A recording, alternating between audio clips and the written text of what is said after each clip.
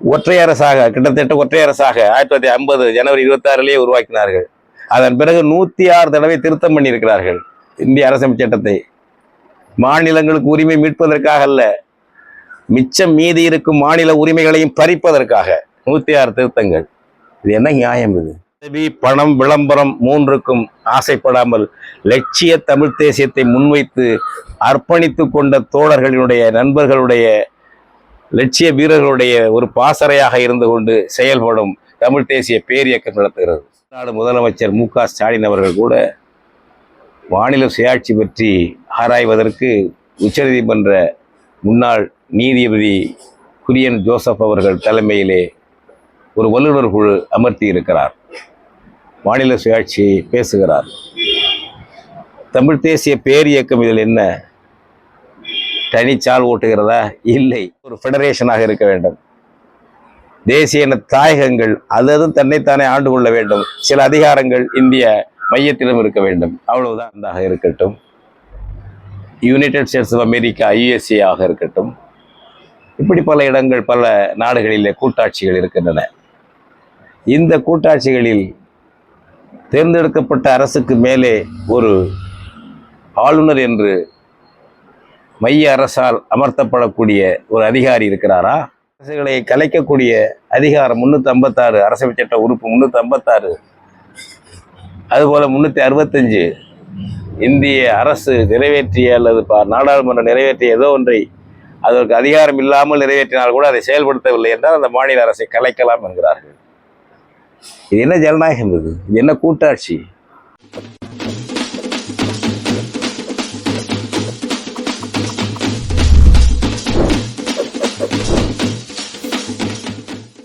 தமிழினம் இன்றைக்கு சந்தித்து வரும் இன உரிமை சிக்கல்களுக்கு தீர்வு அளிக்கும் திருப்புமுனை மாநாடாக வரும் மே 10 அன்று தஞ்சையில் தமிழ் தேசிய பேரியக்கம் நடத்தும் கூட்டரசு கோட்பாடு சிறப்பு மாநாடு. கருத்தரங்குகள், புகைப்பட கண்காட்சி, கலை நிகழ்ச்சிகள், பாவரங்கள், வரலாற்றை வடிவமைக்கும் தீர்மானங்களை முன்மொழியும் இம்மாநாட்டுக்கு வாருங்கள் தமிழர்களே, அழைக்கிறது தமிழ் தேசிய பேரியக்கம். அன்பார்ந்த தமிழ் பெருமக்களே, வணக்கம். தஞ்சைக்கு உங்களை அழைக்கிறேன்.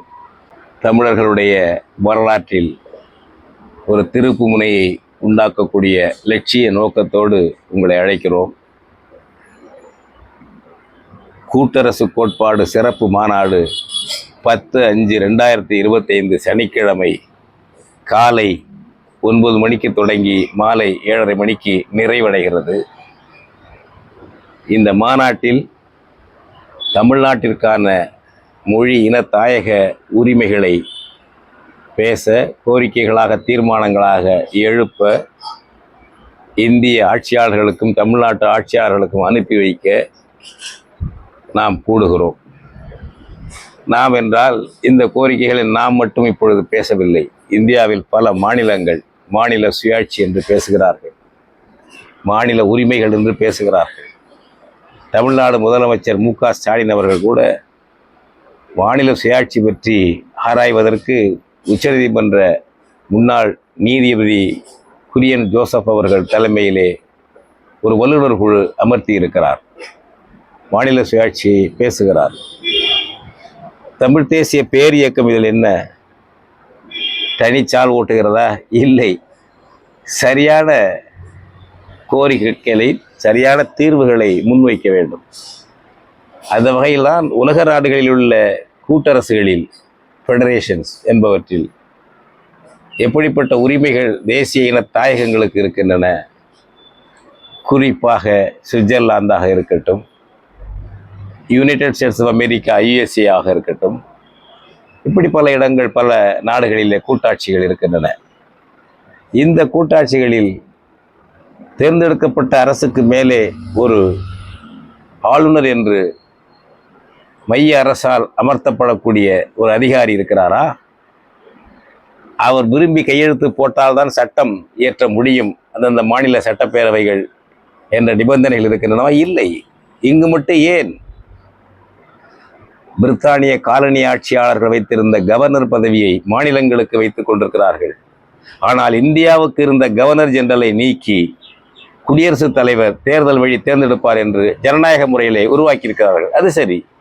இங்கேயே அப்படி இல்லை, இன்னும் டெல்லிக்கு காலனியாகத்தான் நீங்கள் வைத்திருக்கிறீர்களா என்ற ஐயம் வருமா வராதா?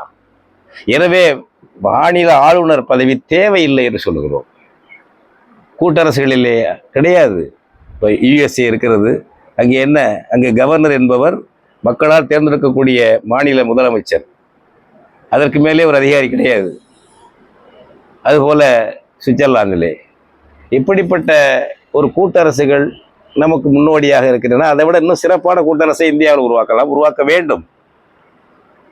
அடுத்தது, இந்த மாநில அரசுகளை கலைக்கக்கூடிய அதிகாரம் 356 அரசமைப்பு சட்ட உறுப்பு 356, அதுபோல 365 இந்திய அரசு நிறைவேற்றிய அல்லது நாடாளுமன்றம் நிறைவேற்றிய ஏதோ ஒன்றை அதற்கு அதிகாரம் இல்லாமல் நிறைவேற்றினால் கூட அதை செயல்படுத்தவில்லை என்றால் அந்த மாநில அரசை கலைக்கலாம் என்கிறார்கள். இது என்ன ஜனநாயகம்? இது என்ன கூட்டாட்சி? இதற்கு ஒன்றியம் என்று பேரா? இந்தியா, அதாவது பாரதம் ஒன்றியம் என்கிறீர்களே, இதற்கு ஒன்றியம் என்ற சொல் பொருந்துமா? அப்படியா வைத்திருக்கிறீர்கள்? அடுத்தது, இந்த மாநிலத்தையே இப்பொழுதுள்ள மாநிலங்களுக்கு அல்லவா, இவையெல்லாம் மொழியின தாயகங்கள். உண்மையில் இதற்காக 1956ஆம் ஆண்டு ஒரு சட்டம் இயற்றினார்கள், ஸ்டேட் ரீஆர்கனைசேஷன் ஆக்ட் 1956 இயற்றினார்கள். அங்கே மொழி முக்கிய அளவுகோல், மொழி பண்பாடு அளவுகோல். அதனுடைய பொருள் என்ன? தேசிய இனம், தேசிய இன தாயகம். அந்த வகையில் தான் இன்றைக்கு மாநிலங்கள் எல்லாம் பிரிக்கப்பட்டிருக்கின்றன, போராடி பிரிக்கப்பட்டன. ஆந்திரமாக இருக்கட்டும், தமிழ்நாடு இருக்கட்டும், மகாராஷ்டிராவாக இருக்கட்டும், அல்லது கர்நாடகமாக இருக்கட்டும், எந்த மாகாணமாக இருக்கட்டும், தேசிய இன தாயகங்களாகத்தான் நடைமுறையில் பிரிக்கப்பட்டிருக்கின்றன. அப்போ அந்த தேசிய இன தாயகங்கள் தனித்தனி அரசு நடத்த உரிமை உள்ளவை, கூட்டாக இருப்போம். அந்த உரிமைகள் வேண்டுமல்லவா? அப்பொழுது கூட்டரசுக்கு, இந்திய அரசுக்கு ஒரு கூட்டரசாக வைத்துக்கொண்டு அதற்கு சில அதிகாரங்கள், படை, நாணயம், அச்சடிப்பு, வெளியுறவு, தகவல் தொடர்பிலே முக்கிய பிரிவுகள் என்று சில அதிகாரங்கள் கூட்டரசுக்கு, மற்றவை அந்தந்த தேசிய இன தாயகங்களுக்கு. அப்படித்தானே உருவாக்க வேண்டும். அப்படி இல்லாமல் ஒற்றை அரசாக, கிட்டத்தட்ட ஒற்றை அரசாக 1950 ஜனவரி 26 உருவாக்கினார்கள். அதன் பிறகு 106 தடவை திருத்தம் பண்ணியிருக்கிறார்கள் இந்திய அரசமைப்பு சட்டத்தை. மாநிலங்களுக்கு உரிமை மீட்பதற்காக அல்ல, மிச்சம் மீதி இருக்கும் மாநில உரிமைகளையும் பறிப்பதற்காக 106 திருத்தங்கள். இது என்ன நியாயம்? இது அரசமைப்பு சட்டத்தினுடைய 3வது உறுப்புகள், ஒரு மாநிலம் என்பது இருக்கலாம், கலைக்கலாம்,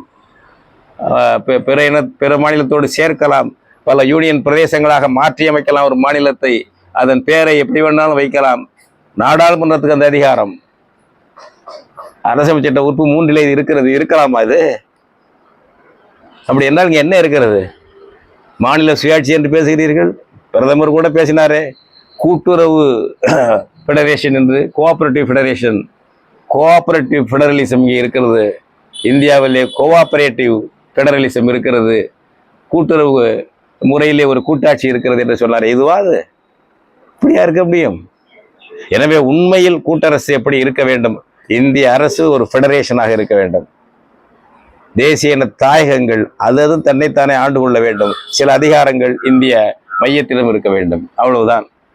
அப்படிப்பட்ட உலக நாடுகளில் எப்படி இருக்கின்றது என்பதையும் பார்ப்போம். இதெல்லாம் பேசி விவாதித்து தீர்மானங்கள் நிறைவேற்றுவதற்குத்தான் தஞ்சையிலே இந்த கூட்டரசு கோட்பாடு சிறப்பு மாநாடு நடக்கிறது. தீர்மானங்கள் நிறைவேற்றுவோம், ஆட்சியாளர்களுக்கு அனுப்புவோம். இதில் கருத்து வேறுபாடு, கட்சி வேறுபாடு வைக்க வேண்டிய தேவையில்லை. அனைவரும், தமிழ்நாட்டு மக்கள் அனைவரும், எந்த கட்சியாக இருந்தாலும் ஒருங்கிணைந்து இந்த முழக்கங்களை எழுப்ப வேண்டும். நமக்குள் சண்டை பிடித்துக் கொண்டு ஒருவரை ஒருவர் தாக்கி கொண்டு நாம் கிடந்தால் இன்னும் மிச்சம் மீதி இருக்கின்ற உரிமைகளையும் டெல்லிக்கு கொண்டு போவார்கள். அவ்வளவுதான்.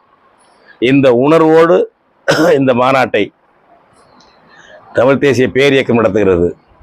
பதவி, பணம், விளம்பரம் 3க்கும் ஆசைப்படாமல் லட்சிய தமிழ் தேசியத்தை முன்வைத்து அர்ப்பணித்து கொண்ட தோழர்களினுடைய, நண்பர்களுடைய, லட்சிய வீரர்களுடைய ஒரு பாசறையாக இருந்து கொண்டு செயல்படும் தமிழ் தேசிய பேரியக்கம் நடத்துகிறது.